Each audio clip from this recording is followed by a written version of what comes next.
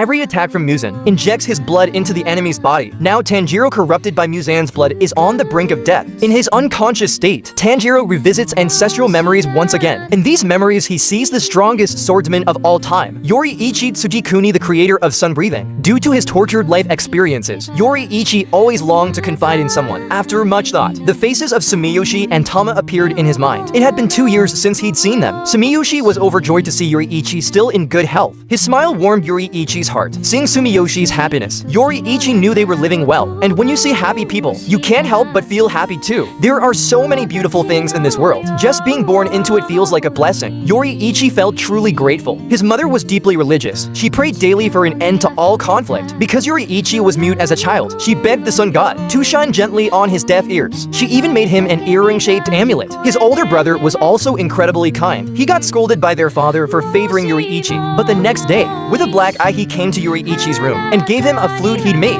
"Blow this if you need help," he said. "I'll come running." But as an identical twin, he was seen as an omen of misfortune. So after their mother died, Yoriichi left home. Before leaving, he went to see his brother specifically to tell him he was departing. Originally, Yoriichi was supposed to be sent to a temple, but he chose a different path. He wanted to forge his own destiny. He ran freely under the vast sky, exhausted but unstoppable. When he came to his senses, he'd reached a place with neatly tilled fields. There he saw a girl his age, standing motionless with a bucket. She'd been there for hours. Yoriichi asked what she was doing. Her family had all died of illness, leaving her completely alone. She wanted to take tadpoles from the field home, but at sunset, Yoriichi saw her releasing all the tadpoles. He was curious. "Were you going to take them home?" he asked. She replied, "It seemed cruel to separate them from their family. They were just like her alone." In that moment, Yoriichi said, "Let me go home with you." That first meeting, Yoriichi never could have guessed that this girl with obsidian-like eyes would become the most important person in his life. He followed her Yuta back to her home. Thanks to Yuta's cheerful nature, Yoriichi began to understand